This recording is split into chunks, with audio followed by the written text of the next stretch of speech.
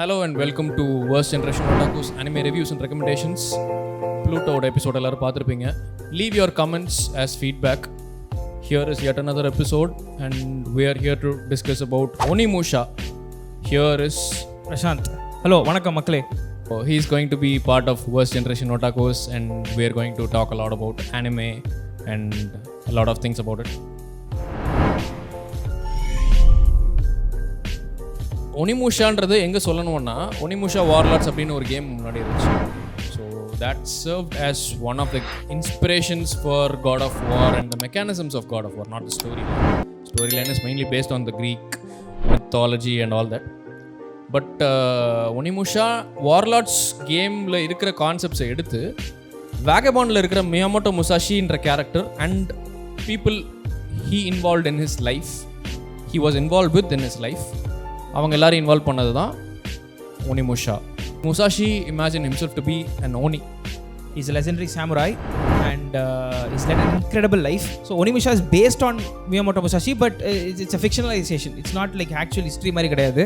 Miyamoto Musashi is a samurai who has inspired countless warriors and இப்ப வரைக்கும் CEOs, scientists, entrepreneurs ல இருந்து எல்லாரும் வந்து அவர் வந்து அவரோட லைஃப் philosophy ஒரு புக் எழுதி வச்சிட்டு போயிருக்காரு. அந்த புக்கை தான் இன்னும் ஃபாலோ பண்ணிட்டு இருக்காங்க. The Book of Five Rings, அதாவது மியாமோட்டோ முசாஷியோடைய principles for martial arts, and not just martial arts but strategy in life as such. So அதை இன்வால்வ் பண்ணுறதுக்காக ஒரு புக் எழுதி வச்சிருக்காரு. It's an amazing book. So அது plus a lot of things about him and about Takahiko Inoue's rendition of him through Vagabondல like he stays very close to history as much as possible. So அதில் நம்ம முசாஷியோட லைஃப்லாம் பார்க்குறப்போ அவர் யாரெல்லாம் encounter பண்ணாங்கன்னு பார்க்குறதெல்லாம் வந்து we get to see them in Onimusha. Onimusha is a recreation of Miyamoto Musashi's later stages of life. If there were supernatural powers involved, like the Oni and the Genma and all, idhula vara mari, how Musashi would have reacted and what he would have done in that storyline. Adu oru imagination na Onimusha. This is a world, this is actually Japan, where Musashi is still a wanderer, but he is well known. இப்போ மற்ற samurai மற்ற இவங்க எல்லாருக்கும் வந்து முசாஷியா அவர் வந்து யோஷியோகா பிரதர்ஸை வந்து defeat பண்ணிட்டாரு. And Sasaki கோஜிரோன்றவர் வந்து he fought him in Ganryu Island, where he fought him and he defeated him with a wooden oar. அப்படின்றத விஷயம்லாம் வந்து எல்லாருக்கும் தெரிஞ்சிருக்கு. ஊரில் பட்டி தொட்டி எங்கும் பரவி இருக்கு அவரோட புகழ். ஒனிமுஷா பார்க்கும்போது எனக்கு மியாமோட்டோ முசாஷியோட அடாப்டேஷன் அப்படின்னு தெரிஞ்சதுக்கப்புறம் ஐ தாட் டேரெக்டாக வந்து அவரோட கதையை அப்படியே ஸ்ட்ரெயிட் எடுப்பாங்க அப்படின்னு நினச்சேன்.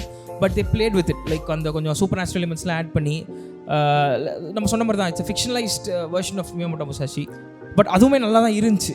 Onimusha happens at a stage where he defeats 11 people in ஒரு மாங்கோட ஒரு இடத்துல ஒரு இதில், and he borrows a special weapon. அது என்ன வெப்பன் அப்படின்றது ஃபர்ஸ்ட் எபிசோடில் உங்களுக்கு தெரிஞ்சிடும். ஸோ அந்த வெப்பனை பாரோ பண்ணிவிட்டு for 33 days, because is defeated 11 people, 11 into 3, 33 days வந்து அவர் இந்த வெப்பன் பாரோ பண்ணி he goes to fight something which is supernatural. சூப்பர்நேச்சுரல்ன்றது அதிலே செட் பண்ணியிருக்காங்க. So the world building in Onimusha is Oni versus Genma and how they use the samurai as their tools அப்படின்றது தான். இப்போ for example first thing எனக்கு ஸ்ட்ரைக்கிங்காக என்ன பட்டுச்சு அப்படின்னா அந்த செட்டிங் லைக் ஒரு எடுத்த உடனே ஒரு மொனாஸ்ட்ரியில் ஆரம்பிக்கும். அங்கே மாங்க்ஸ்லாம் இருப்பாங்க, அவங்க ஏதோ ப்ரொடெக்ட் பண்ணிகிட்டு இருப்பாங்க, என்னன்னு சொல்ல மாட்டாங்க. முசாஷி ஃபைட் பண்ணி அவங்கள இம்ப்ரெஸ் பண்ணி தான் அந்த வெப்பனை வாங்கிட்டு வருவார். அந்த வெப்பன் என்னென்னு காமிக்க மாட்டாங்க சொல்லி தான் நினைக்கிறேன். ஐ திங்க் லைக் ஒரு பாக்ஸ் இருக்கும், அந்த பாக்ஸில் என்னென்னு ஃபஸ்ட் எபிசோட் எண்டிங்கில் தான் காமிப்பாங்க. ஒரு காண்ட்லெட் இருக்கும், அந்த காண்ட்லெட் வந்து gives him supernatural powers, the power of the demon, ஓனியோட பவர் கொடுக்கும். பட் அது ஒரு ட்ரக் மாதிரி காமிச்சிருப்பாங்க. எனக்கு அது ரொம்ப பிடிச்சிருச்சு. அதாவது அந்த வெறும் ஒரு பவர் காண்ட்லெட் மாதிரி இல்லாமல் ஒரு வாட்டி அந்த பவர் யூஸ் பண்ணும்போது அவருக்கு சூப்பர் நேச்சுரல் பவர் கிடைக்கும். But he'll become more the demon. ஒரு வாட்டி அதை யூஸ் பண்ணும்போதும் அவர் கொஞ்சம் கொஞ்சமாக அந்த டீமனாக மாறிட்டு வருவார். அதுவும் அந்த பவரும் ரொம்ப எக்ஸ்ட்ராடனரி பவராலாம் காமிக்க மாட்டாங்க. More like there is a trade off மாதிரி. அந்த ட்ரேட் ஆஃப் ஆகிறதால தான் like a lot of these Japanese stories-ல whenever you get a power up you get a trade off அப்படின்றது நிறைய இடத்துல இது பண்ணியிருக்காங்க. அதான் லைக் அன்லிமிட்டட் பவர் அப்படின்லாம் இருக்காது அதில். ஸோ அதை யூஸ் பண்ணும்போது இவரும் கொஞ்சம் அனிமலிஸ்டிக்காக மாறுவார் கொஞ்சம் கொஞ்சமாக. அது அந்த ஒரு வாட்டி சண்டை போட்டு முடிச்சதுக்கப்புறம் அந்த காண்ட்லெட்டை கஷ்டப்பட்டு தான் எடுப்பார். ஸோ அந்த gauntlet is a metaphor for his own inner demon, like because he is a killing machine at the end of the day. So அது வந்து அந்த அவரோட அந்த கில்லர் இன்ஸ்டிங்க்ஸை வெளியே கொண்டு வரும். ஸோ மானாவரியாக அதை போட்டுட்டு ஹேக் ஸ்லாஷ் பண்ணிட்டு இருப்பாரு. அந்த வயலன்ஸ்லாம் வந்து இந்த சொல்லி ஆகணும். ஒனிமுஷாவில் வந்து first thing that I loved was how violent it was and how unapologetic it was. கோர்லாம் இருக்கும், லைக் டேஸ்ட்ஃபுல்லாக இருக்கும், ஃபைட்ஸ் எல்லாம் தாறுமாறாக இருந்துச்சு. I love the violence. முசாஷியோட கேரக்டரை எடுத்துக்கிட்டிங்க அப்படின்னா ஒரு யார் இவர் இன்டென்ட் என்ன அப்படின்றது ஒரு மாதிரி மிஸ்ட்ரியாகவே இருக்கும். அவர் ஒரு மாதிரி எதுக்குடா நான் இங்கே இருக்கேன் அப்படின்ற மாதிரி ஒரு கூலாக தான் சுற்றிட்டு இருப்பார். இவனுங்களுக்கு நான் ஏன்னா அவர் ஒரு மாதிரி ஹையர் பண்ணியிருப்பாங்க இந்த ஒரு மிஷனை முடிக்கிறதுக்கு. And has to travel with group of people. And அவர் வந்து எஃபர்ட்லெஸ்ஸாக அவங்களை மெனிப்புலேட் பண்ணுவார். அதெல்லாம் சூப்பராக காமிச்சிருப்பாங்க. அந்த ஒரு ஃபர்ஸ்ட் எபிசோட எண்டிங்கில் ஒரு சீன் வரும்ல, எக்ஸாக்டாக அவர் சொல்கிற ஸ்டேட்மெண்ட் என்னென்னா, we are a group of 7 samurai. 7 samurai மிஸ்கின் நோக்கி போயிடாதீங்க தயவுசெய்து, வந்து நம்ம இந்த கதைக்குள்ளே வரலாம். So we are a group of 7 samurai but 3 of them are villains அப்படின்னு வரும். 3 of them are villains அப்படின்னு அவங்களுக்குள்ளேயே இது வந்துடும். ஸோ அவங்களுக்குள்ளேயே பேசிக்கிட்டு அவங்களுக்குள்ளேயே ஒரு இது வர்றப்போ, எஸ் நான் தான் ட்ரைட்டர் அப்படின்னு ஒருத்தர் Musashi will identify one of the people and he'll fight him and he'll kill him. And immediately another person will also be revealed and he'll also fight him with full power with the Oni gauntlet, which is the special weapon that he has. அவர் சொல்லுவார், டே 3 traitor 2 பேர் கண்டுபிடிச்சிட்டோம், இன்னும் ஒருத்தருக்கா மிச்சம் அப்படின்னு சொல்லிட்டு இவர் தூங்க போயிடுவார். அவங்க எல்லாம் வந்து இதில் அவன் ட்ரைட்டர் அப்படின்னு ஒரு people start losing trust with each other and night ஃபுல்லாக முடிச்சுட்டு இருப்பாங்க. காலைல எழுந்தோடனே அந்த இன்னும் ட்ரைட்டர் யார் சொல்லுங்க அப்படின்னோடனே, அதெல்லாம் இல்லை சும்மா தான் சொன்னேன், அப்படி தான் நீங்கள் ஒருத்தர் பார்த்துட்டு இருப்பீங்க ஒருத்தர், அப்போ தான் நான் நிம்மதியாக தூங்க முடியும் அப்படின்னு. Musashi is known for his mind games. And அந்த மாதிரி மைண்ட் கேம்ஸ் வந்து ஒரு சில இடத்துல காமிக்கிறதா இருக்கட்டும், முசாஷியோடைய கோட்ஸாக இருக்கட்டும், எல்லாருமே you are reaching for battle அப்படின்னு சொல்லுவாங்க. I have never expected battle at all அப்படின்னு கடைசியில் ஒரு இதில் சொல்லுவாங்க. That be very subtle but that shows how Musashi's character has become through the ages. ஆரம்பத்தில் சண்டை போடணுன்னு தான் இருப்பான். அதுக்கப்புறம் த்ரூ தி ஏஜஸ் எனக்கு it is the way of the sword, I have to live by இட்ன்றதால he'll be compelled to go with that. Musashi and these band of people they go to complete this மிஷனில். So அவங்க போகும்போது வழியில் வந்து they'll be faced with force. வந்து இவங்களை முசாஷியை கொல்றதுக்கு நிறைய பேர் ட்ரை பண்ணுவாங்க. எல்லாமே டீமன்ஸாக இருப்பாங்க. அண்ட் எல்லாமே வந்து முசாஷி வந்து ஒரு காலத்தில் கொன்னவங்களாக இருப்பாங்க. முசாஷியோட கிரேட்டஸ்ட் எனிமீஸ் எல்லாமே வருவாங்க. So in a way the story also tells Musashi facing his own past. அது அழகாக காமிச்சிருப்பாங்க. முசாஷி கொன்னவங்க எல்லாமே வந்து டீமனாக வந்து இவர் கூட சண்டை போடுவாங்க. முசாஷி இந்த வாட்டியாச்சும் நான் கொல்லணும் அப்படின்ட்டு. So Musashi in a way will be made to face his sins. So இது வந்து ஒரு ட்ரையல் பை ஃபயர் மாதிரி இருக்கும். லைக் கான்ஸ்டண்ட்டாக அவர் சண்டை போடும் போதெல்லாம் யோசிச்சுட்டு இருப்பார், நான் லைக் எவ்வளோ கொடூரமாக இருந்தேன் ஒரு காலத்தில் அப்படின்ட்டு. பட் இவங்க கூட சண்டை போடுறதுக்கு சின்ஸ் இவங்க டீமனாக திருப்பி வர்றதுனால, அவங்க பவர்ஃபுல்லாக இருக்கிறதுனால, அந்த ஓனி காண்ட்லெட் அவர் யூஸ் பண்ணணுன்ற பொசிஷனுக்கு தள்ளப்பட்டதுனால he'll go farther and farther in to becoming a demon himself again. So அந்த இன்டர்பிளேலாம் அழகாக இருக்கும். முசாஷியோட கேரக்டர் ஸ்டடி மாதிரியே இருக்கும் இது. பேசிக்லி கேரக்டர் டெப்த் பற்றி சொல்கிறப்போ it will be injustice if I miss out on these characters who come in Vagabond as well. Vagabond and in real history, because Musashi is known to defeat the Yoshioka brothers. Tenshichiro and Seijiro அவங்களும் வருவாங்க. மண்டாஷிச்சிரோன்னு ஒருத்தர் இருக்கார், அவரும் ஹிஸ்ட்ரியில் சொல்லிருக்காங்க. வேகபாண்டில் அவரை பற்றி பெருசாக வந்தது கிடையாது. But they all come. The main character Sasaki Kojiro comes back, and Sasaki Kojiro is also someone who fights with honor. But ஒரு சில விஷயம் என்னென்னா, Sasaki Kojiro is someone who was born deaf. Vagabond stays true to history, retaining the authenticity of what the characters meant. So Sasaki Kojiro வந்து டெஃப்பாக இருந்தார் அப்படின்னு இதில் காமிச்சு இதில் அதுக்கு எப்படி கொண்டு வந்திருக்க முடியும்னு தெரியல. Maybe to have a commercial element they showed Sasaki Kojiro to be that well. But all the other things, using a long sword and all that, being one of the greatest samurai, அவர் அந்த மாதிரி தான் இருப்பார், dress பண்ணிருப்பார், எல்லாமே இருப்பார். One more thing about characters, கூட travel பண்ணுறது band of people, you like ஏதோ ஒரு அட்வென்ச்சர் போகிறாங்க இது போகிறாங்கன்னா எல்லாருக்கும் ஹார்ட்ஷிப்ஸ் வரும் இது வரும் யாராவது எல்லோரும் காப்பாற்றிடுவாங்க வில் ஆல் பி சேவ்ட் அப்படின்ற மாதிரி இருக்கும். திஸ் லைக் ஒரு எபிசோடில் ஒருத்தர் சாவாங்க இதில். That was something which was very compelling for me. ஒரு குட்டி பொண்ணு இருப்பா, அவள் வந்து she would be a survivor of something and she would know a secret to something about something சொல்கிறது காரணம் எல்லாம் ஸ்பாய்லராக இருக்கும், அதுன்றதால I don't say it. Usually இந்த மாதிரி ஒரு கதை இருக்கிற டெம்ப்ளேட் வச்சுக்கோங்களேன். ஒரு group of people going on mission அப்படின்னா அதில் ஒருத்தன் குவர்க்கியாக இருப்பான், ஒருத்தன் வந்து ஃபனியாக இருப்பான், ஒருத்தன் வந்து சிடுன்னு இருப்பான். இந்த மாதிரி ஒரு குவர்க்கி குரூப்பாக ஒரு டெம்ப்ளேட் இருக்குது ஒன்று. அண்ட் சும்மா ஷாக் வேல்யூக்கு ஒருத்தனையோ 2 பேரையோ கொல்லுவாங்க. இதில் வந்து நீங்கள் எக்ஸ்பெக்டே பண்ண மாட்டீங்க. லைக் அவ்வளோ ப்ரூட்டலாக இருக்கும், அவங்க ரியலிஸ்டிக்காக இருக்கும்.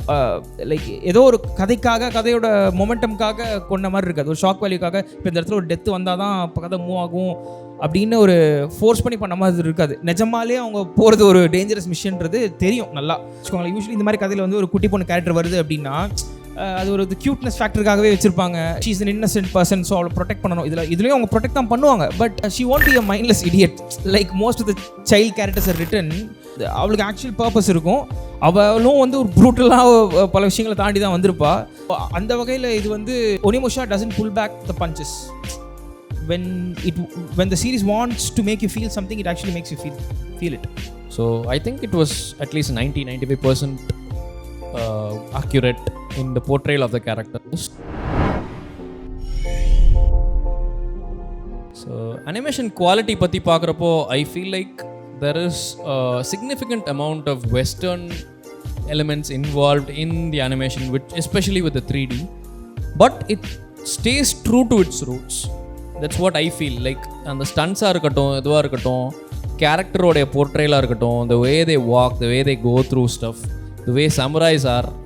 அண்ட் ஈமோன்னு ஒரு கேரக்டர் வருவான். அவனோட ஃப்ளாஷ்பேக் வர்றப்போ அவனையும் மாஸ்டரை இன்வால்வ் பண்ணுற சீன்ஸ்லாம் வந்து 2D அனிமேஷனில் சூப்பராக இருக்கும், ரொம்ப ப்ரில்லியண்ட்டாக இருக்கும் அந்த animation. I wish like they could have retained that animation throughout the entire anime. They tried something new, not exactly new, but இந்த மாதிரி 3D அனிமேஷன், அது ரோட்டோஸ்கோப்பிங் என்னன்னு கரெக்டாக தெரியல, பட் ஐ திங்க் ரோட்டோஸ்கோப்பிங் தான் பண்ணியிருக்காங்கன்னு நினைக்கிறேன். அது ஒரு மாதிரி பிளாஸ்டிக்காக இருந்துச்சு அந்த 3D அனிமேஷன். 2Dயே இருந்திருக்கலாமே அப்படின்னு தோணுச்சு. ஸ்டார்டிங்கில் தான் வந்து நல்லா இருந்துச்சு, அந்த ஃபைட் சீனில் ஆரம்பிச்சதுனால. ஃபைட் சீன் வரும்போது உங்களுக்கு இந்த மறந்துடும் இந்த அனிமேஷன் பிரச்சனை எல்லாமே.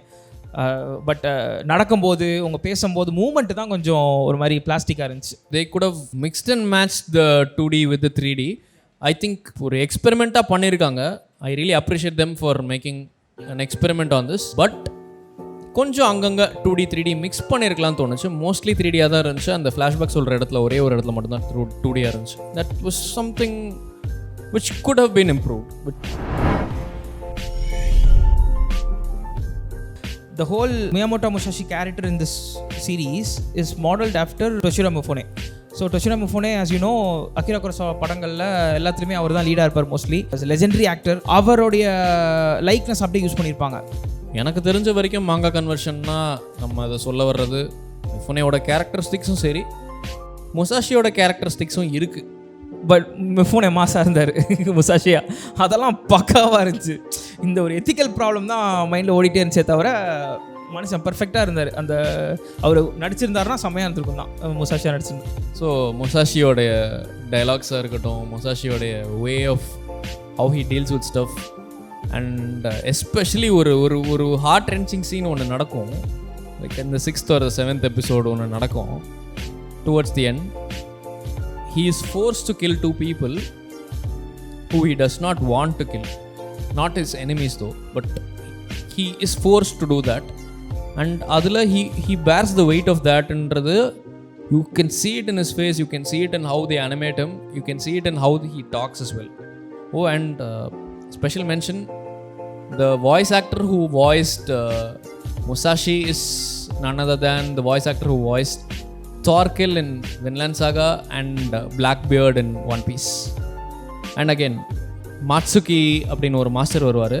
அவருக்கு வாய்ஸ் பண்ணவர் வந்து கேட்டவுடனே உங்களுக்கு தெரிஞ்சிருக்கும் நிறைய பேருக்கு, ஜெராயோட voice actor. Onimusha is based on a game and it's not exactly a manga and it's a combination of real history also, but நிறைய லூஸ் எண்ட்ஸ் இருந்துச்சு பிளாட் த்ரெட்ஸில். அதாவது வேர்ல்ட் பில்டிங்லாம் லைக் எண்டிங்கில் கோல்டு மைனுக்குள்ளெல்லாம் போவாங்க அண்ட் அது ஒரு லார்ஜர் பிளான் ஒன்று இருக்கும். And அது கடைசியில் என்னாச்சு நம்மளுக்கு தெரியாது, அந்த சின்ன பொண்ணு கடைசியில் என்னாச்சு நம்மளுக்கு தெரியாது எல்லாமே. ஸோ அது வந்து ஒரு வகையில் நல்லாவும் இருக்கும், லைக் வள கொலக்கொலன்னு பெருசாக எடுக்காமல் நிறைய லூசன்ஸ் விட்டுருந்தாங்க. அது போத் பாசிட்டிவ் அண்ட் நெகட்டிவ் இந்த சீரீஸில். இவர் சொன்ன மாதிரி அந்த ஒரு ஹார்ட் பீட்டிங் சீன் இருக்குல்ல, that's one of my favourite scenes from the series. அதில் வந்து ஒரு மாரல் டிலமா, அதாவது Musashi has to kill these two people and there அந்த two people are being mind control basically. So but அந்த குழந்தைய save பண்ணுறதுக்காக இவர் அவங்கள கொன்னே தான் ஆகணும், எங்களை கொண்டுங்க அப்படின்னு சொல்லிகிட்டே இருப்பாங்க. இவர் வந்து அப்படி ஒரு லைக் ஒரு அவங்க கண்ணை கூட பார்க்க மாட்டார், அப்படி பார்த்துட்டு ஓடி போயிட்டு லைக் கொல்லும் போதெல்லாம் வந்து செம்ம இம்பேக்ட்ஃபுல்லாக இருந்துச்சு. ஸோ என்னோட ஃபேவரட் சீன் என்ன அப்படின்னா, Musashi and Kojiro, Sasaki Kojiro, they'll fight. So one of them will be possessed by an Oni, one of them will be possessed by the Genma.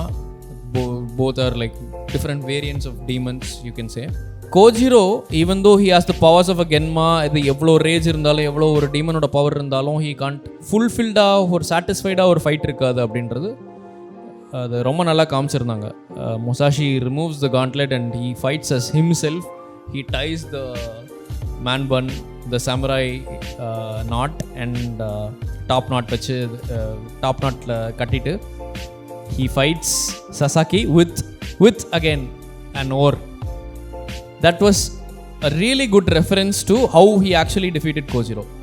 அங்கே தான் வந்து முசாஷியும் சொல்லுவார், oh I've been looking forward to this battle, இந்த பேட்டிலில் தான் we'll get happiness, we'll get joy அப்படின்ற மாதிரி. The truth is I have never looked forward to any battle as much for happiness ன்ற மாதிரி முசாஷி வந்து கோட் பண்ணுவார். That showed me a lot of shades of how முசாஷியோட character அவங்க காமிக்க வராங்க அப்படின்றது. இன்ட்ரோ அண்ட் அவுட்ரோவில் வந்து ஒரு பேடாஸ் த்ரோட் சிங்கிங் ஒரு மியூசிக் ஒன்று போட்டிருப்பாங்க. நல்லா அப்படியே லைக் அது த்ரோட் சிங்கிங் ப்ளஸ் ட்ரம்ஸா, அந்த ஹெவி ஜாப்பனீஸ் ட்ரம்ஸ் யூஸ் பண்ணியிருப்பாங்க. அது ஒரு மாதிரி பங்க்சுவேட் பண்ணும் அந்த ஒரு ஓப்பனாக இப்போ நீங்கள் பாருங்கள் அப்படின்ற மாதிரி ஒரு இன்ட்ரோ ஓப்பன் ஆகும். எண்டிங்லேயும் அந்த த்ரோட் சிங்கிங் மியூசிக் ஒன்று போடுவாங்க. அது மாதிரி மெஜஸ்டிக்காக இருக்கும். த்ரோட் சிங்கிங் வந்து at the end of each episode and at the start of each episode அது இருக்கிறது வந்து that adds flavour to it. அந்த ஆத்தென்டிசிட்டி இருக்கும், அந்த ஒரு ஏஷியன் அந்த ஒரு டச் இருக்கும். அந்த ஒனிமுஷாவில் வந்து இந்த மியமோட்டோ முசாஷியோட கதை, அந்த மியூசிக் அண்ட் வயலன்ஸை தாண்டி it's at the end of the day it's neatly done. நல்ல கதையுமே நல்லா இருக்கும்.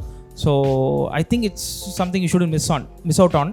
அது வந்து இட்ஸ் பர்ஃபெக்ட்னு சொல்ல மாட்டேன், நிறைய பிரச்சனைகள் இருக்குது அதுக்கு. But it's a fun watch. I think it should something you should really consider. This was an episode on Onimusha. Catch you in another episode of Worst Generation Otaku's Anime Reviews and Recommendations. Signing off from you is Started Dikshit aka Redbeard aka Dikshit Sayan and Prashant Valavan.